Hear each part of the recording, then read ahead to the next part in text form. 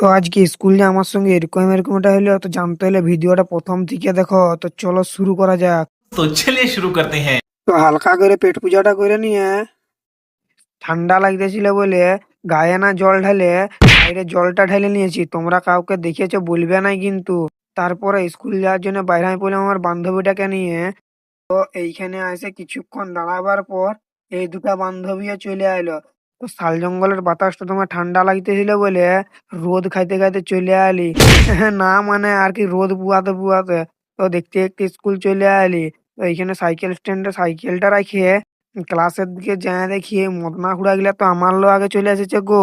কিছুক্ষণ পর স্কুল ছুটি যেতে আসে দেখি আমার বান্ধবীরকে পাম খুলে দিয়েছে।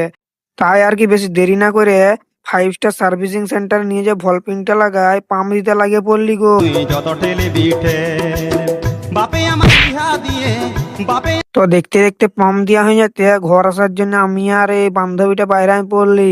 তো আমি যতক্ষণ যে ঘর যাই তোমরা লাইক কমেন্ট শেয়ার ফলো করে দাও।